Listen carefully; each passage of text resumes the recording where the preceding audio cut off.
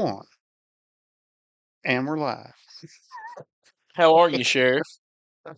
I'm tired, but I'm all right. What about you? I've heard y'all had a bit. Well, first of all, I'm great. I am, man, I'm good.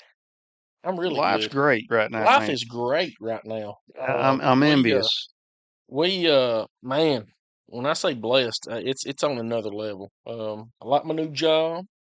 Kids good, That's what wife I was good, going to. everybody's good. Got to take the kids, to Nashville Super Speedway this weekend, Saturday and Sunday. And for our viewers and listeners out there, I don't know if you have ever attempted to carry a 5 and a 7-year-old to two NASCAR races in one weekend. Oh, nice. It was it was great. I got a buddy in NASCAR. Um, he uh he hooked us up with some pit passes and infield passes, so my little one's got to Ricky Bobby, run on the racetrack over the finish line and lay down, on top of the tire marks where they did their burnouts Mm, on Saturday and get some pictures taken. Of course, they had to go see Joey Logano's car. nice. It was man, it was a great weekend. I seen we was down at Preston's for lunch today, and there was a family that we know in the back room, and they were probably 10 or 12 of them sitting around there anyway. But there was two boys at the end, and they were doing rock paper scissors, and I can't remember what they was doing, whoever lost. And anyway, I walked up and I said, when we played this in church when we was kids, we do rock, paper, scissors. Whoever lost, you got to flick the other one on the ear. Oh, And I think I probably shouldn't have told them that because I think there was a disturbance at that table as we was walking out. well, I wish I'd known there was an option because when I was in Sunday school, whoever lost got knuckle flogged Yeah. in the arm, and depending on who your opponent was and what grade they was in, them flogs hurt Well, after a while. we did that and we traded pocket knives. That was the big thing. Every Sunday I'd try to find another pocket knife to bring to church to see if I could trade out for something because it was me and a group of boys. There was two pocket knives that if you ever got, you had the cream of the crop, man. Really? Yeah, you could trade for anything. If one was a case canoe Okay. or the other one was a Colonel Coon, Okay. if you could get one of them two, man, you could trade for anything. I never did get one. Well But then you said. fast forward to I don't know, a few years ago. What is this? 26. This was probably back in 19 or 20. I get a guy gives me a brand new in the box case canoe. Really? So I kept it in the box and had it in the gun safe. Well, then I'm good friends with this guy that lives over in another county, and he's a multimillionaire. He's never, I mean, he's very, very successful. And it was his birthday, and nobody knew what to get him, because he would always get stuff for me and some other people for our birthdays, and I mean, he's just a great gift giver. But I mean, this guy's got it all. Right. What do you give a millionaire for a gift? So anyway, I got that case canoe, and I took it and had it engraved and had to my good friend Greg from Sheriff Myers put on a blade. And anyway, I took it to him, had it not wrapped up nice, and I took it to him for we went over to his house for a little birthday gathering. And I said, look, this isn't much, but I just wanted you to have this. And I said, I'm going to explain this gift to you before you open it, just to give you a little bit of, I'm going to take you back in time. So I told him about when I was a kid. My dad pastored this church down in Center Point, and we used to trade pocket knives. And I always wanted this knife, and I never did get one. And then I'm a grown man, and somebody gives it to me, and I said, so I'm re-gifting this gift to you, but I wanted you to know how How important important it is to this was and the story behind it. And the guy started crying. really. Yeah, you talk about hitting pay dirt, man. Yeah. And and he already liked me, and after that, I hung the moon after that. And I don't even know what got us talking about that story, but anyway, it's those were the two, those were the two things that we used to do. But yeah, you mentioned Rex, so I just came from one about an hour and a half ago. Um, it's that time of year. And I mean, Yes, it I don't is. know if it's because there's more people on the road. I don't know if and I'm sure it has everything to do with devices in the vehicle distracting people. Because what we're seeing now is we're seeing wrecks that didn't used to happen years ago. We're seeing people pull out in front of people on four-lane highways where you can see a half a mile in both directions. Right. Today is a perfect example.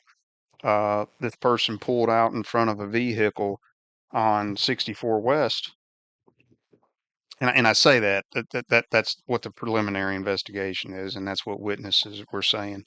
But the highway patrol is still working the accident, or it's still under investigation. But anyway, no rhyme or reason why they pulled out in front of this guy. This guy was got off work and was headed west, headed home from work, and this vehicle came right out of this intersection, come right in front of him, and he tried to miss it and flipped. I don't know how many times he flipped, Now, but is there this was the guy on the motorcycle? no, no, no. This is a different one. This is one. This is the last one that we had today, and it was dispatched. I don't even remember what time, but I was right there at the school zone, coming by Crockett School when they gave it out. And then the ambulance and fire trucks and everybody, we all just kind of trained that way. But this guy flipped. I don't know how many times he flipped. I think he said six or eight. Is Good what night. somebody said. But there was stuff everywhere down through the medium. His drive shaft was laying there, uh, 30 yards from the truck. The whole rear end was hung off the truck. And the guy was out walking around. What? Yes, he was out walking around. He went for a ride. And Talking. and usually you see signs of, abrasions on the hands and arms, and maybe, Yeah. no, I mean, not saying he didn't have an injury that they found out later, but he was walking around. I said, was you driving that? He said, yeah. And I said, man, you went for a ride, didn't you? And he said, I don't know how many times I flipped. He said, a witness said I 6, 7, 8 times. And I said, man, the good Lord was looking down on you today. And he Amen. says, I know it. He said, I know it. And then Obviously wearing a seatbelt. had to have been, Had to be. I had to have mean, to been. flip that many Yeah, times. had to have been. And then the other person that pulled out in front of them, they were out walking around too. But it's got to be distractions. It's got to be distractions because, like I said, you know how many wrecks we've had at Fall River Road and Prosser Road That's what I was fixing at to ask you. at Is that the same area that we well, it's always have? even flatter. It's even flatter. That's If you crazy. take 64 highway and head west and you get into the Deerfield area, from there all the way, into Wayne County, I mean, you can see for a really long ways. Right. Um, so it's got to be some distractions in the vehicle. But the one before that, so there was two back to back. We had another one, an Amish buggy was hit, right, well, it was between the hospital and Prosser Road. So this Amish family, Amish have their children at home. They have the nurse and the medical people come to their house and they do all their deliveries at home. Evidently, there was some issues because it was an infant, a newborn. So it was an elderly guy, the grandpa, his son, his wife, the elderly guy, and I think I'm getting this right. The grandpa was driving, maybe. The son, his wife, two kids, and a newborn Oh mercy. was in the buggy. Oh my goodness. And they got hit, typical from the rear end. People didn't see them in time. And if you're north of Lawrenceburg, there's a medium. I Right. mean, there's a shoulder. There's a breakdown lane. Right. Where they can be on the pavement and they're still 3 feet from the white line. Hmm. And and I think people on the north end of the county, most people on the north end of the county, are used to seeing Amish. Yeah. So they know how fast they come up on them Hmm. because that buggy's a lot of time doing maybe 6, 8 miles an hour. And I think that's what a lot of people don't really judge is how fast you come up on that buggy when you're doing 60 plus and that buggy's doing six. Right. You gotta, but anyway, it seems like the majority of our Amish wrecks happen south of town. And it was last week, me and my chief deputy was headed south, and there was two buggies about maybe a tenth of a mile apart. Obviously, construction guys probably building a barn or an outbuilding or something for somebody because they do really good work and they do an They honest really work. do. They really And do. I don't want to say they do cheap work, but they do really good work and for an honest price. But they're on the side of the road and they still have almost half their buggy in the lane of travel because there's no shoulder like that on the south end, not compared to the north end. And we come up on it pretty quick, and I got over, and and I remember telling my chief deputy, well, I mean, they are taking such a chance coming south out of Lawrenceburg. And then we went over a little rise. I don't remember where we was on 43 South, and then there was the other one, and I got back over in the left-hand lane. And I remember thinking they'll be so lucky if they get to where they're going and back without getting hit. But as soon as we heard that Amish buggy crash go out today, I said, I bet it's south of town. And as soon as I said it, it was 43 South, just past Prosser Road. So they had all the lanes shut down except for two.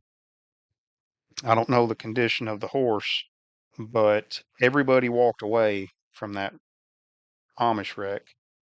I think the grandpa was hurt pretty bad. I was talking to one of our medical people here earlier, and they believe he had some broken ribs and maybe a ruptured spleen, and he had some really bad road rash. I mean, really bad. Uh, It's it's crazy um, how that is because until they built that section, for the Amish buggies north of town, hmm um, as far as the city was concerned, most of our wrecks were taking place. Most of our wrecks involving Amish buggies were taking place north of Walmart. And So, the reason is if you remember, if you was southbound and you go past Memorial Gardens, mhm, and right there where the Good Hope light is right, now, you lost that you lost breakdown that lane, shoulder. Yeah, yeah. and people just Then there you they go. didn't know. They didn't know. But something that always amazed me, and I'm not going to say I jinx them because I don't believe in jinxing, um, is how many times the Amish walked away. Now the horse had a 50-50 chance, which today, Yeah, to answer your question, somebody somebody told me that they seen the horse tied up to a tree after the maybe. wreck. So luckily this time the horse did all right. But it has always amazed me the I mean, I really can't think of the last time besides this time that we have had, someone from the Amish community to be uh, hurt to the point where they needed hospitalization. hmm Um, Most time they refuse it, right, you know. right. And they're tough. Man, Hell yeah, yeah. if you've ever bought stuff from the Amish or worked with the Amish, I remember quick story. My son, when he was young, he's 15 years old, and he was pumping gas at Marshall's Grocery. Uh, and and I used to tell him, me and my friends would say, "Boy, that ain't hard work. You don't know nothing about hard work. Go haul hay one day in a hay field, or go cut and hang tobacco. That's how we made money when we Mm, were kids. You want hard work, get you a taste of that." yep. Just so happened that he got offered a 2-day job to go haul hay. Uh, and he told me about it, and I said, "Yeah, you got to do it." And he said, "Dad, I said, no, dude, you really need to do it. You need to do this." And I called the woman that asked him, and I said, "He'll do it. I'll bring him over there after school." And so I did. And he hauled hay for 2 days with some Amish kids, and he got him a dose. I got him an He got a education, did dose. He come back and he said, "Those he? Amish kids are strong, Yeah, Dad." He said they was outworking me. They was doing twice as much as I was doing. He said they're tough. I mean, they're tough. They're they tough are. people. They're born tough. So to go on top of that, it would have been the summer after my eighth grade year. It was the summer before I become a freshman at Lawrence County. We lived in Etheridge, just off of Buffalo Road, and we were neighbors with Robert and Bob Garner. which have the Garner Farm right Mm-hmm. there. What is that? Long Road in Buffalo, Yeah, right there. Buffalo. Okay, Yeah, yeah, The Garner farm. yeah. There's the Garner Farm. So, coming from a family who's done nothing but work in the logging woods in the winter, and then spring, summer, and fall lay 8 and 12 inch block. I wasn't, I wasn't a stranger to hard work, and I'm not bragging. I was a pretty strong, individual. Well, Robert asked if I wanted to help him over the summer, and I was like, "Well, man, I get my own money, you know." Mm-hmm. 'Cause I didn't always get paid when I worked with Daddy. You know Yeah. what I'm Oh, I saying? know. I didn't always get paid. You got supper. Right. So I was like, this was my first real job. I'm like, yeah, man, I'll do it. Let's go. Um, so I'd be out there, and it was about straw season time. So we're out there baling up straw, and then of course, you gotta go haul it. And one thing that I was so proud of is I could hang all day long with them Amish boys. Jacob and Adam, they were about, I don't know, 3, 4 years older than I was. I was hanging, no problem. But one thing I quickly realized that about midnight, I was having trouble hanging. I Yeah. mean, there were sometimes we hauled straw till 1 o'clock, 2 o'clock in the morning. And I'm over there just picking it up, barely getting it on the trailer. And So you I don't know, gassed out quicker. these jokers were out there hooping and hollering and, playing games with each other. And so Yeah, they're I can hang. I remember I could hang for about 8 hours, but after that, my stamina was nowhere near their level. yeah, they're well, like I said, they're tough people. I mean, they know hard work. And fortunately, it looks like everybody's going to be okay in that Amish buggy today. I mean, Good. it could have been a heck of a lot worse. When you think Especially with about an two infant. kids and an infant, man, Gosh, it could have been terrible. I can't imagine. Now we did have two fatalities this week. We had and I didn't go to this wreck. I was headed to the one on 64. Uh, but it went out a little bit before that. But it was involving a motorcycle. Not sure what happened. It was the one at Weekly Creek and Community Road. No idea. It was Marsville area. I mean, I don't know if somebody pulled out in front of somebody. I don't know. But that young guy didn't make his. He didn't make it. And then we had one yesterday of a car versus a concrete truck. But when they gave the call Mm. out, that's how it was dispatched: as vehicle versus a concrete truck. Anybody that knows anything about concrete trucks, and he had a load. I think he had 6, 8 yards. Um, he was taken to a job site. But from what witnesses said was that the car was attempting to pass some other vehicles and hit him head on. Oh my goodness. So and I know you've seen the front of a concrete truck. The bumper extends way out, Hmm. and so it went right through the windshield. So the vehicle actually went under the front of the truck, broke the front axle, and pushed it all the way back into the rear axles. I think it was told today that it was right at 70 yards from the point of impact until the vehicle stopped. Mm. That load, you got all that weight pushing. There's no way you're gonna stop it. Now, when I got there on the scene, there was, of course, you can imagine there's a debris trail I mean, there's stuff everywhere. The vehicle that was under the concrete truck didn't even, if it wouldn't have had wheels on it, you wouldn't have been able to tell it was a vehicle. And so the driver was, of course, killed immediately, but and then with all the airbags and there was, I don't know if this young man was living, I don't know what he was doing here. I think he had Davison County plates, but looked like there was a lot of stuff, a lot of clothes, a lot of shoes, a lot of stuff, and there was a baby seat in the back. Oh my So of goodness. course everybody's in What runs panic through your mind? Yeah. because you can't see. All you can see is just a corner of the baby seat up under the truck. So what they had to do is get a wrecker. the big 5-ton wrecker, I guess it is, backed it up and was able to hook it up behind the cab and lift it up enough uh, to take some of the weight off the car.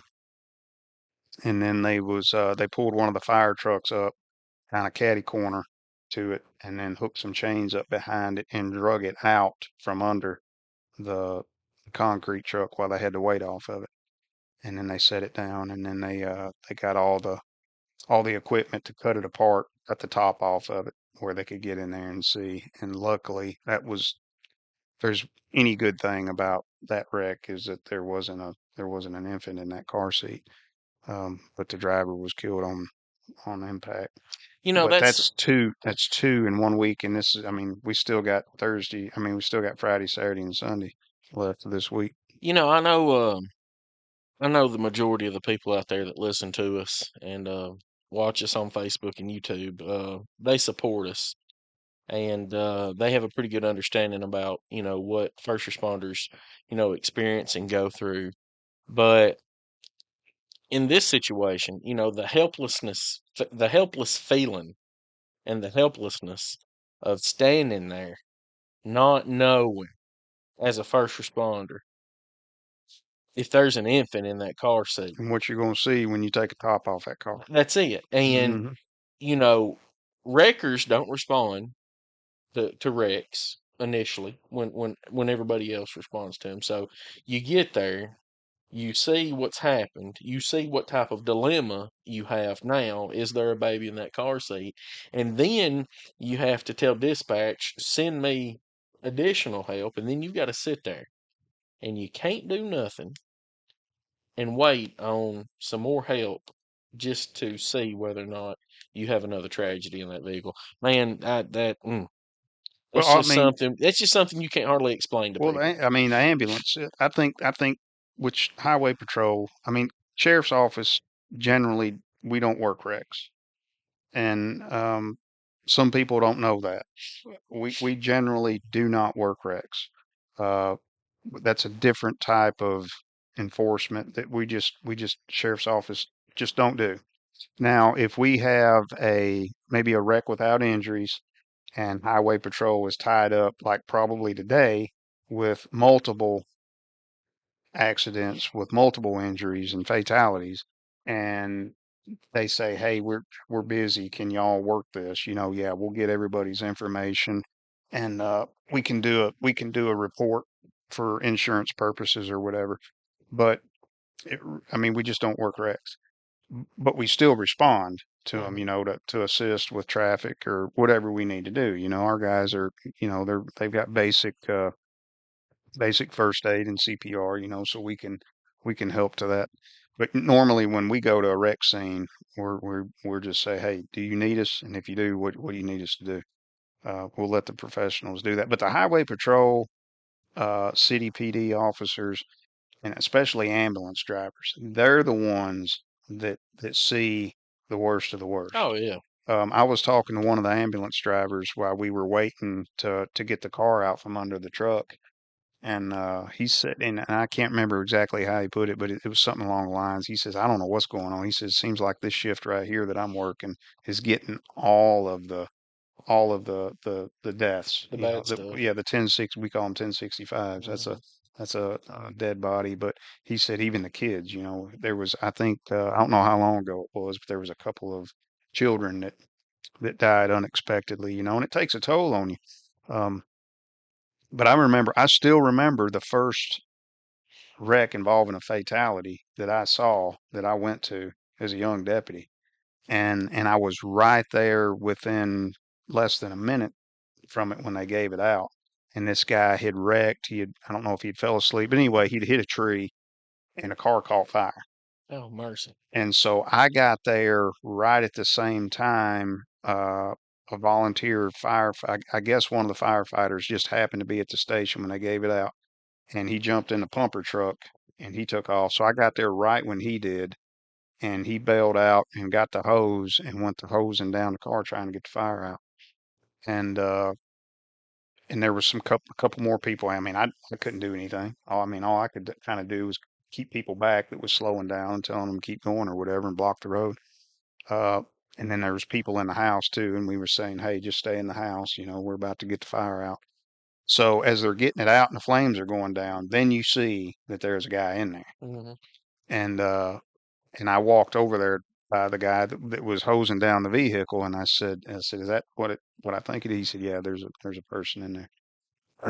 So we finally got it all out, and then the EMS come up there, and then Highway Patrol come up there and worked it, and I stayed there to help out with whatever I did. But anyway, when it was all said and done, and the guy's wife shows up at the scene too, Oh man. so the Highway Patrol had to go and try to keep her from uh, doing something. But anyway, long story short is I had to help remove the body from the vehicle. I mean, I guess I could have said no, but I was a young deputy and they said, "Hey, can you give us a hand? We're about to Right. remove the body." And I'm like, "Yeah, okay." But it's just something that you don't when you're face to face, as you're trying to get this individual out without doing any more damage to him than what's already done. It sticks in your brain. It does. And just like today, or yesterday when we was at the wreck scene, and one of the guys that was over on the other side of the vehicle where the driver was killed at, that was still in the vehicle, he said, "Do you want to come over here and see any of this area?" And I says, "No, I don't. No, why would I want to?" I said, "I've seen enough of that stuff through the years. Right. I'm good. I'm good." And Uh, it's not just the seeing it. You're talking about, like a burnt body in a vehicle. I've experienced that, and as a detective, burnt bodies in a home, and stuff like that. Not only do you see it, but you smell it. mhm, If you've gotten there quick enough, sometimes you hear it. yeah. And like you told that guy, today, after a while you get to a point where you're like, you know what, I think I've seen enough. Yeah. Yeah. I Um, don't have to now. right. I don't have to now. It's not my job. It's I mean, I'll still do whatever I need to do on a crash scene, but yeah, if I have my choice, no, I'll stay over here yeah. and watch y'all work. I stayed there until we found out for sure that there wasn't an infant in that car seat. And then I looked at my people. I had some deputies there, and I said, "Let's roll." Highway Patrol and TDOT and everybody else has got this under control, so we got out of there. But I think, you know, the most important thing that I think people can do nowadays on the road is number one, keep your phone out of your hand. Yeah. Keep it out of your hand. Keep it. I mean, even when I've got a magnet I've got a holder on all my vehicles. Take some of that cleaner, that stripper, and clean you off a spot on your dash. And it's got that sticky stuff, and you Hmm. stick it on there, and it's got a magnet, and I got a magnet on my phone, so I can snap it on there. But even I noticed even if I'm driving and I'm using hands free, and I got a button on my steering wheel, and I push it, and I'll say call Grooms, and then she comes over calling Grooms. I'll still I thought I'll you had me in your phone as the man. it's Joe Stud, I Joe think. Stud. Yeah. Joe Stud. Sorry. There was some confusion on that part. But anyway, yeah, Joe Stud. Anyway, you still take your eyes off of that, and then if you're driving and you get the notification that you've That got a your eyes. voicemail, Oh, okay. I thought or you're getting an incoming call, you're still taking your you. Yeah. eyes off of that. So it's still a distraction, even though it's Mhm. hands free. And that's in my opinion, that's the reason why we see more wrecks, more bad wrecks, more wrecks in areas that we wouldn't normally see. But I think the other thing is maintaining a safe distance from the vehicle in front of you. I don't know how long it's been since you went up Nashville Highway. Oh, well, this weekend. Let me tell you something. I don't know. I I don't, and I don't want to say anything about another jurisdiction or another area, but I don't know why there isn't five officers or highway patrol, Columbia PD officers or THP officers that are working Nashville Highway from when you turn left off the bypass Hmm. all the way to Saturn Saturn Parkway. Parkway. I don't, especially in Neapolis towards Columbia, that stretch. It is road rage city. It's I crazy. can't go down there without getting cut off, getting brake checked, getting people up in that area. I don't know. And It's and I say to myself, what are you doing? it's funny that you're even bringing this up because I was talking with somebody today that was talking about the exact same area, and she said, to me, it seems like the norm is if you're not going 20 miles an hour above the speed limit up there, you're going to get run over. Oh, 100%. Yeah. Yeah. That not only do they fly, they're reckless. I don't even go that way anymore. Oh, The I love last taking time, Bear Creek. the That's where I last go. time I was coming back to Lawrence County, and I was minding my own business coming up through there, and I had a vehicle come flying, and I was going around some slower traffic. You know, I'm a big believer in the slow poking law. I'll pull you over if you're slow poking, and matter of fact, that's probably what I pull people over for more than anything is that slow poking in the left hand lane. 41 Adams. Yeah, Alabama. yeah, whatever. But and I don't do it. You know, I'm always respectful of who's behind me, even if I'm in my patrol car. If I think I was coming back from a TSA event, is reason why I was up there, and I was in my Durango, and I'm slowly, gradually going around some slower traffic in the right lane, taking my time, making a good pass, and here comes this car, comes slams up on my rear end. I mean, right up on my a big as SUV with some aftermarket wheels.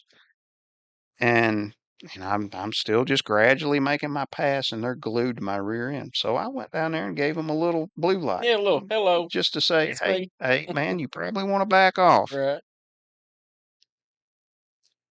Not only did they not back off, when I got over, they blowed the horn at me when I went by, Hmm, and I didn't okay. stop them. I didn't stop them. I said, if you're in Lawrence County, which I mean, a sheriff can stop, any law enforcement can stop anybody if they see something that's a threat to public safety or whatever. We can do that. But you also have to be really careful Right. if you're out of your what we call You're normal. your AOR, your area of responsibility. Um, because I did that one time and I stopped a guy. Same thing, road rage, flipped me off, brake checked me. I'm in my duty vehicle. I've got government tags. If you look, you'll see blue lights all over my vehicle, Hmm. you know? Um, but anyway, that's a different story. And so this vehicle goes around me and we continue, and he takes a right on the bypass. I'm thinking, you get into Lawrence County, I'm going to have a talk with you. And we got into Mount Pleasant, he turned off. So I didn't. So and I'd already calmed down a little bit then, you know. But I'm thinking, who does that? Who does that? I mean, it's like there's no respect for anybody. And who's to say I wasn't a guy that's just absolutely had the worst day? I just lost my job. My wife run off, and I'm looking for a reason, and I've got a 9 millimeter in the console, Hmm. and some jackwagon starts flipping me off and brake checking me, Yep. you know, and the next thing you know, there you are. Lead's flying. Yep, you getting a magazine dumped through your passenger side or driver's side window. But the distractive driving and the reckless driving and people just not really focusing on getting down the road. You know, they've got too much going on in their vehicle. They've got too much going on between their ears. I'm guilty of that. My mind goes a million miles an hour, you know, most of the time. And usually, if I need to make some phone calls, I'll go for a drive. You know, I'll go for a drive, and I'll get caught up on my phone calls. A lot of times, I'll go through the park.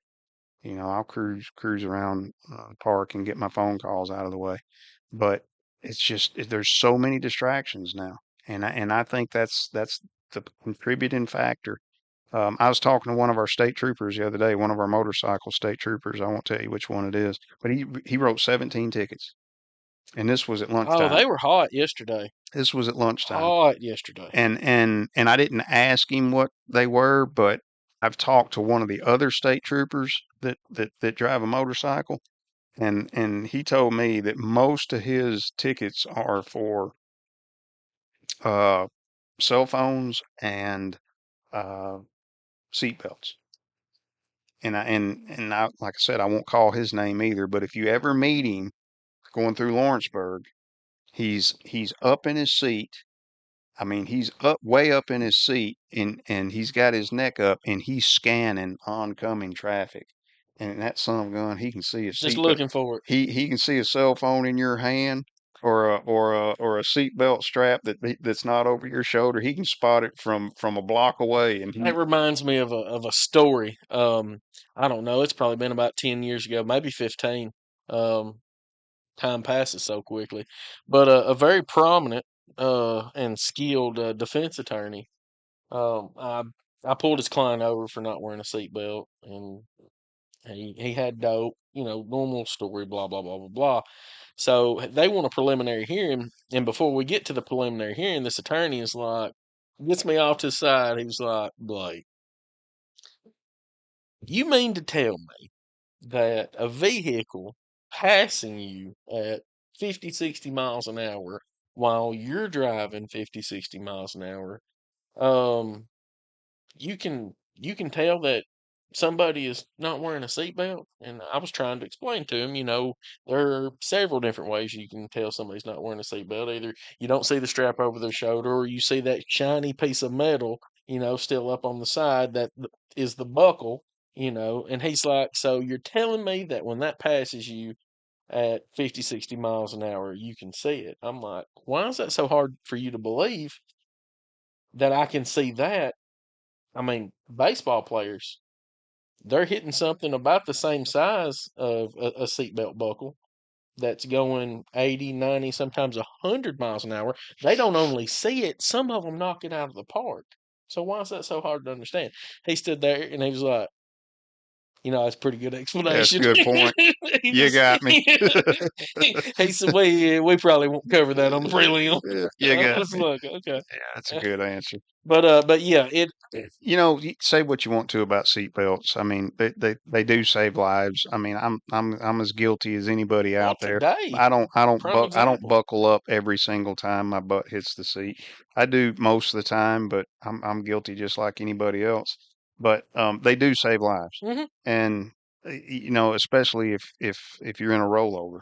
This guy today, perfect example. Perfect example. If he wouldn't have, he would have been. There's no telling what that guy would have looked like. No I telling what forgot he how would have many looked like. do you remember? And I don't even know if they still got it. But Miss Tina, I believe it was, with the highway patrol, she used to go around with that machine where they put like a real like 180-pound sandbag dummy in the driver's seat. And it was a weird machine. It was like you take the front cab of a truck and put it in between these two walls, and it spins, and it shows what happens to somebody flipping in a vehicle that is unbuckled. And I can't remember if it was the second. I think the second flip, generally a portion of the body was out of the vehicle, but by the third flip, it was totally ejected. That little Hmm. machine just always amazed me. But yeah, I mean, you're talking about this guy here, You normally, flipped between 6 and 8 times. Yeah, that seatbelt. you normally don't survive an ejection. I don't know what the stats are. I'm sure the highway patrol could give you those stats, but Yeah, if it's you not get good. ejected, it's probably not going to end well I for can you. say every ejection that I have ever been involved with, I can't remember anybody ever living. Which I'm not going to name any names, but one of the worst was out on Good Hope Road, and it was a double ejection. Mm, And you talking about some distance between where we found the individuals versus where the vehicle came to rest. And that's just something, again, as a first responder, that if I live 100 more years, I'll never forget it. But I like you, I can't sit here and say that every time my tail hits the seat, I put that seatbelt on. But what I can say is that when I'm consciously thinking about driving safe, hmm especially when I got my kiddos in the car, because I want to be a good example to them. Um, yeah, I try to put that seatbelt on. I remember I was working again as a young deputy, and they dispatched a call of a 1046 wreck with injuries on Hannibal Road or Yeah. Henryville Road. Right there going off the hill before you get to Barton Tire if you're headed south. Hmm. And it was a single cab pickup, boyfriend and girlfriend. And boyfriend's driving, girlfriend. Back then they could sit right beside you on the bench seat. That ain't. Something our I young know, people I just know, don't I know. even know nothing about. So anyway, I don't know. I don't remember what happened if they took the curve too fast and they lost, but they went down to the right and they hit a tree, Oh, and the girlfriend got ejected, young girl. And when we heard the call go out that it was a wreck with injuries and there was an ejection, you automatically thinking, this is yeah. going to be a fatality and it's probably going to be bad too. We get there, and I think it was a volunteer firefighter was squatted down beside the truck, and this young teenage girl was on her back, and he had her neck kind of between his knees, keeping her stable, and was talking to her. And she had some blood around her forehead and on her ear, and she had just scratches all over. But they'd hit that tree, and she got ejected and went through the front windshield Hmm. into a honeysuckle thicket and Okay. slash briar thicket. Okay. But I never will forget the hole that she went through in that windshield was as symmetrical as an oval as that you can imagine. Really? That she went through that windshield, and of course there's hair all over the Oh, the, I the can only glass imagine where she went through it. But that's the only one that I can ever remember that lived. that was. I mean, she had some lacerations to her head. May have even had some, maybe some neck injuries or something from the impact. But I mean, she was alert and talking. Wow. And the boyfriend was hurt worse than she was because he eat the steering wheel, on impact. Neither one of them was buckled up. So he had some internal injuries, some broken ribs. His mouth and nose and everything was all, where he eat the dash and the steering. Not her, man. She went right through the front windshield like Superman flying, and wound up in a honeysuckle thicket and was I mean in really good shape. And I met that woman a few years ago. I think when I was running for office or something, one of the first or second times, and she was telling me, she said, yeah, she said, I was in a real bad wreck when I was a kid on Hannibal Road. I think I was on Hannibal Road. And I said, really, where at? And she said, it was right there above Barton's Tire. And I said, was you in a pickup and you went through the windshield? She said, yeah. And I said, I was there. Oh, wow. Yeah, yeah. And she's perfectly fine now. Really? How crazy is that? Yeah, sure did. But I mean, the bottom line is yeah, you got to wear your seatbelts and you got to pay attention to what's going on around you, and you got to really try to stay off your phone and leave enough distance between you. I tell people one of the biggest things that we teach with defensive driving is you're always checking your mirrors. Hmm. If you're not looking through the windshield, you're checking your mirrors, especially when you're on two lanes, and you got two lanes of traffic in the same direction. And you always have to assume that when you see somebody pull up to an intersection in front of you, that they are going to pull out in front of you. Mm. Oh, yes. You have to assume that, especially if you're on a motorcycle. I mean, I can remember I had a motorcycle when I come home from the military. I bought my brother's motorcycle and I drove it for a couple of years when I came home. And I had so many close calls. Man, I had so many close calls. People would pull up to an intersection and look at you and pull out in front of you, Hmm. and you'd have to grab both brakes. But you have to assume that now, no matter what you're driving, Right. that when you see a vehicle pull up to an intersection, you got to be letting off the gas and Hmm. both hands on the wheel, and you just got to be looking. I was coming down, I think it was Rabbit Trail or coming up Rabbit Trail the other day, and I don't remember which road it was. It was down there on the south end, between Bonnertown and Center Point. It was in the hills. It might have been Five Points Road or Second Creek or something. I can't remember. But anyway, I saw them when they come up to the intersection, and I let out of it and set my foot on the brake and started veering over, and sure enough, here they come. Good. And they just didn't sit there long enough to see me. It's kind of a blind spot anyway. And like I said, I don't remember which road it was, but if they would have sat there, come to a complete stop, and looked and maybe even listened, when I lived on Hannibal Road, I had to listen. When I'd pull up to the end of the driveway, I'd have to Hmm. listen because we had a blind spot right there when we pulled out. But yeah, sure enough, they come out. I just got on the brakes and got around. That's something that they, don't, or at least they didn't whenever I was taking my permit test and license test, and that's something I learned from my daddy is roll that window down. It's not just about looking for traffic; it's about listening for traffic. But I think we're at a point now, and I bet most viewers would agree with me when I say this, that we need to upgrade our driving test for these 16-year-olds. I think it needs to change. It's so simple now. I think they need to add more to it. Maybe even add a simulator. I know it's going to cost more money and it's going to take more time, but I think there needs to be more to that driving test than just, from my understanding now, you can just do everything online.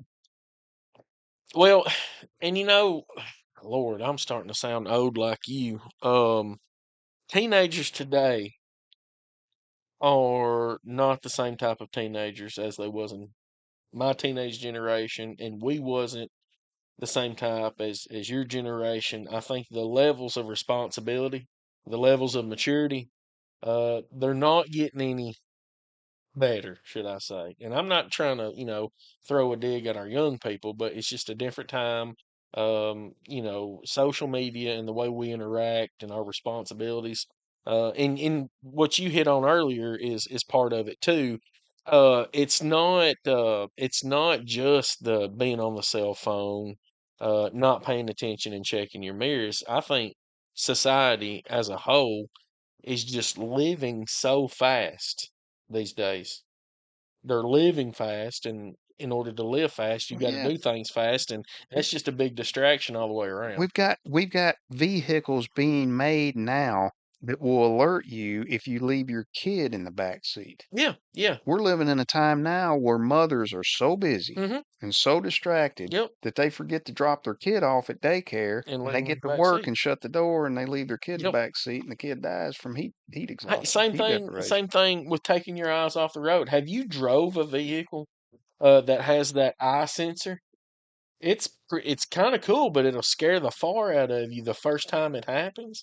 If you're driving the vehicle I was driving, which I'm not going to mention no name brands or anything, um, I'm going on down the road, and next thing you know, the steering wheel starts to vibrate, and you hear beep beep beep beep beep beep beep, beep. And then you see, it flashing on the screen, uh, eye eye motion sensor or something detected. Please keep your eyes on the road. I was That's it's, pretty scary. I done thought my vehicle, well, it wasn't mine. I done thought this vehicle was possessed by a demon because, I mean, that steering wheel started shaking. And I don't know if you've ever played one of them video games, like where you're racing or a Oh, monster and you crash and that steering wheel, yeah, or Chuck E. Cheese. That's what I'm thinking of because, I got kids. yeah, right there. Yeah, it was crazy. But yeah, that's what type of society we're living in now. Well, I We, turn all that off.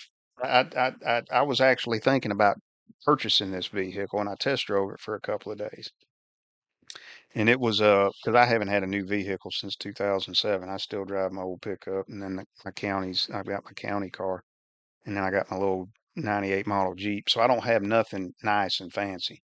But and I haven't test drove anything, nothing nice and fancy for a long time. But I test drove this one. And this was a 2 year old, 1 year old, or two. I think it was a 1 year old. I think it was a 2024 or 2025. Anyway, it had all that. It had, I mean, if you get off if you get over it, it'll correct you. It'll vibrate and correct you. If you've got the cruise set and you're coming up onto a vehicle, it'll start braking for you. It'll do it all. I mean, you can take your hands off the wheel. I took it down 64 highway on a straight stretch and just took my hands off the wheel. And as long as you're alert and you're looking, I guess it had one of those sensors. As long as you're looking through the windshield, You got the cruise set on 64 and it's just rolling. And it'll stay right there. Even in little curves, it'll stay right there in the center of that lane. It'll Really? drive for you. Now, if you start getting into an area, it'll start beeping, telling you to put your hands back on the wheel. But you can totally light a cigarette up, comb your hair, look in the mirror. You can do whatever. But if you take your eyes off the road too long, it'll start letting you know. And chirp at you. It'll drive. It'll park. It's got park assist. You pull up to parallel park, hit this button.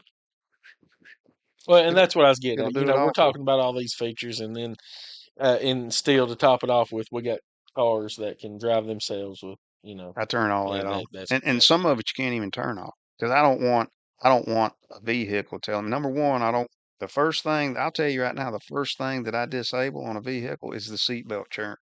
really I'll disable. You gotta go to the owner's manual right, and you right, gotta, turn it on, turn it off, take the seatbelt on 4 or 5 times, hit right. hit the Hit brake, hit the set the bright parking lights, brake, yeah, turn the window up, open the moonroof, turn it back off, and spit. and it'll disable it, Yeah, because there ain't nothing. Because if I'm, especially in my work vehicle, if I'm easing around an area and I know I might have to get out in a hurry, if we're looking for something and or looking for a person or looking for a vehicle, and I know I might have to bail out real quick. mm, I don't want that. I'm not going to wear my seatbelt. Number one, when I'm doing something like that. right. Number two, I'm not going to listen at it just da-ding, da-ding, da-ding, da-ding. It'd drive me insane. So that's always the first thing that I do is Do kill you that know? seatbelt trip. Do you know how many times? And the one that sticks out into my mind is right after they tore. You remember where 4th Street and Locust? Remember Pollock used to have a pool hall right there. Mm, Well, I pulled this car over for weaving in and out of the lane. They were driving up 43. He takes a right on 4th Street and pulls over about to where Pollock's old pool hall were, and he jumps out and takes off running. Well, Crown Vic, you know how them big old doors can pop open pretty. I go to bail out. I forgot to take my seatbelt off. mm-hmm. And I don't know how many people has ever been clothesline playing in grandma's backyard by a clothesline. I have. Um, it's almost the same feeling. Mm-hmm. It's helpless. You don't really know what's going on until you realize what's going on. And in the meantime, the bad guy's getting away. He's gone, He's and you're getting still away. trying to get Now out of that listen, seatbelt. I was 24, 25 this time, so he didn't get away. All right. Okay. I could, it may not look like it, but back in the day, I didn't have this much mass. Well, and that goes that's what we're talking about. In law enforcement, when you're on duty, you can't wear it all the time. You're Right. not going to wear it. If you're, traveling idle speeds and you're going to have to bail out or something. I was sitting in a medium on I-65 one night. I think I've told this story before. And there was a guy that walked up on me in the medium at midnight. There's not a car on the interstate hardly, and I'm sitting there. It's a warm summer night. I got the window down and I'm just watching traffic. It's a hot summer, and we would work at night out there. And all of a sudden, I see an image. I see some movement out of my peripheral vision to my left, and I snap my head and look, and it's this great big dude wearing a white T-shirt, and he's on me. He's already on me. If he had ill intentions, he had me. Yeah. I was buckled up, and back then I wore a thigh rig, and the seatbelt came right across the top of that thigh rig because I put my hand up because he was already on me, and I went to draw and I couldn't get my pistol out, and I'm like, whoa, whoa, whoa, you need to stop. And he was mad. I mean, he was cussing mad. What it was is he was broke down right over the hill, and he had a flat tire and he didn't have a lug wrench or something. And he said he said you passed me 2 or 3 times and you never once stopped to ask me if I needed any help. And I said, I haven't been south of this turnaround. I don't know what you're talking about. And he said, well, there's another car out here just like it. And I said, you're right, there is. And that's my partner, and he's south of me. I'll call him right now and I'll give you a ride. And he calmed down and I gave him a ride and we helped fix his tire. And when we got done, I flew into my partner that was working with me because I said, dude, That guy had me. We're about out of time. Um, and we spent this whole hour talking about wrecks, Right. and probably a good idea. Wear your seatbelt. Stay off your phone. Um, pay attention to what's going on around you. Live And life a little slower. that's it. Slow down. You're not the only one on the road. That's it. All right. Y'all have a good one. We're out. See you, Sheriff.